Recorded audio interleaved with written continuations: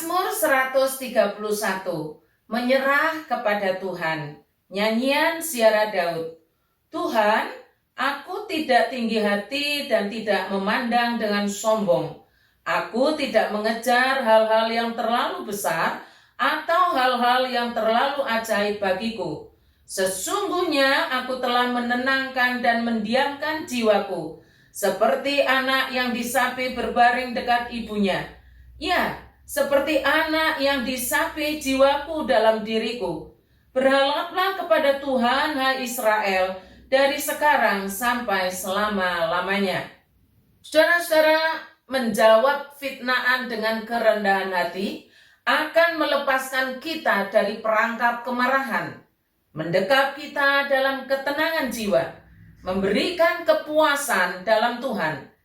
Ingatlah, orang yang dibenarkan Allah itu terus-menerus menjalin hubungan dekat dan akrab dengan Allahnya, dengan komunitas keluarganya, dan dengan komunitas rohaninya, yaitu gereja.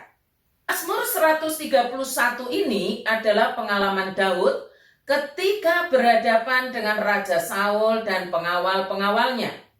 Daud memberikan penyangkalan ini untuk menanggapi fitnah-fitnah Saul dan para pengawalnya, yang menggambarkan Daud sebagai orang yang amat haus kekuasaan, yang dengan dalih ketetapan ilahi berusaha merebut kerajaan dalam keangkuhan hatinya. Tetapi ia berseru kepada Allah bahwa yang terjadi adalah sebaliknya. Pengalaman Daud ini bukan hanya sekedar pengalaman, saudara, tetapi pada akhirnya dijadikan liturgi dan dinyanyikan sepanjang pendakian mereka naik ke Yerusalem sebagai peziarah untuk merayakan hari raya kudus mereka. Mazmur ini dinyanyikan berulang-ulang bukan karena pengalamannya, tetapi ajaran di dalamnya, yaitu umat diajarkan untuk rendah hati. Sedangkan kita, patron kerendahan hati kita adalah Tuhan Yesus Kristus. Saya perlu bacakan dalam terjemahan lain yang rasanya lebih akrab dalam keseharian kita. Berbunyi demikian, saudara. Tuhan, aku tidak sombong atau tinggi hati. Aku tidak menganggap diriku lebih baik daripada orang lain. Aku tidak sok tahu. Aku berdiam diri di hadapan Tuhan sama seperti anak yang disapi. Iya, rengeanku sudah didiamkan. Puas di dalam Allah, seperti itu gambarannya, saudara. Memang fitnaan masih terus gencar, tetapi kita diajarkan untuk berdiam diri di hadapan Tuhan terlebih dahulu. Berdiam diri di hadapan Tuhan sama seperti seorang anak yang disapi. Tuhan yang menenangkan kita, dan kita puas dengan cara Tuhan. Setelah itu kita membuktikan dengan perbuatan nyata bahwa kita bertindak karena panggilan atau ketetapan Allah yang ada pada kita. Sepanjang Mazmur 131 ini, kita tidak melihat cara-cara yang ditampakkan oleh orang yang dikasihi Tuhan itu dengan cara melabrak atau membalas orang yang memfitnahnya. Sebab orang yang memfitnahnya berasal dari sama-sama komunitas umat Allah. Tidak ada sama sekali konfrontasi langsung.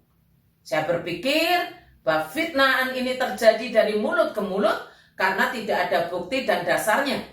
Tetapi dapat dirasakan langsung oleh pemazmur. Sekali lagi, untuk menghadapi sesama umat seperti ini, kita diajarkan kerendahan hati dan puas dengan Allah. Kenapa demikian? Karena ternyata kita sudah mengetahui bahwa kita dalam proses pengudusan emosi. Orang yang dikasihi Allah dikuduskan emosinya.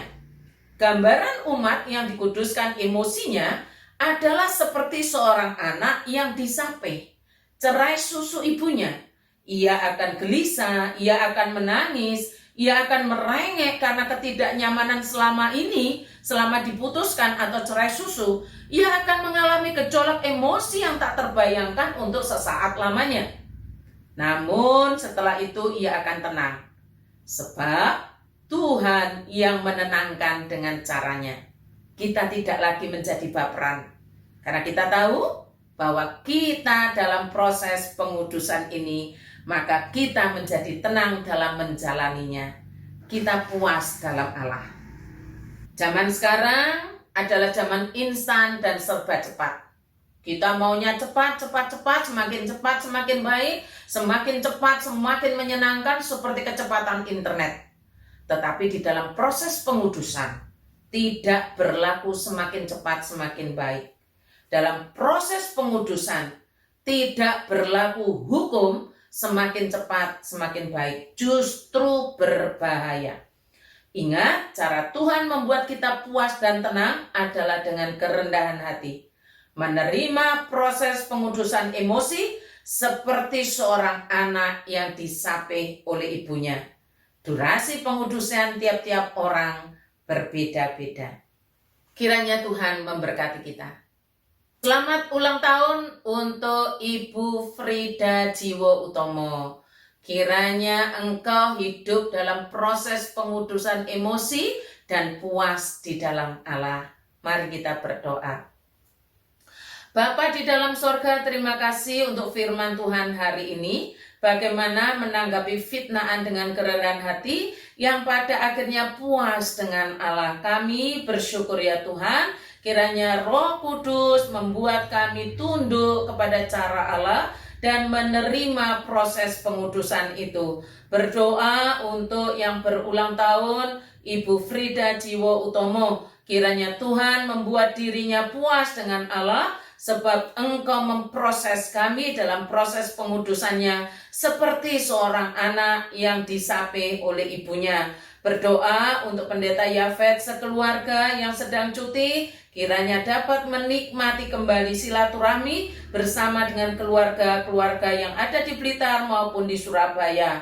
Rapat KW yang sedianya dilaksanakan di GKT Banyuwangi, kiranya Tuhan tolong supaya pikiran-pikiran perempuan-perempuan GKT memikirkan cara implementasi firman Allah dan hidup di dalamnya. Refreshing Pemuda tanggal 14 Januari, pembinaan liturgis tanggal 18 dan 25 Januari, Natal Usia Bahagia tanggal 20 Januari, Kebaktian Imlek tanggal 22 Januari 1 kali, Gladi Bersih Pernikahan Novando dan Yohana Kamis 26 Januari pukul 5 sore, pemberkatan nikah hari Sabtu tanggal 28 Januari, bahkan perjamuan kudus bulan Februari tanggal 5 yang dilayani Pendeta Yafet. Mendoakan juga untuk misi ke Nganjuk tanggal 15 sampai 16 April serta rekreasi jemaat ke Bali. Oh Tuhan, kami serahkan semua kegiatan-kegiatan ini. Di dalam kesemuanya biarlah hati kami berpaut kepada Allah sepenuh hati dan mengerjakan dengan cinta kepada Allah, mempersiapkan dengan benar, berlatih dengan sungguh, dan menyenangkan hati Tuhan, memuliakan Tuhan lewat cara mendekat kepada Allah ini. Terima kasih Tuhan, terima kasih. Dalam nama Tuhan Yesus kami berdoa. Amin.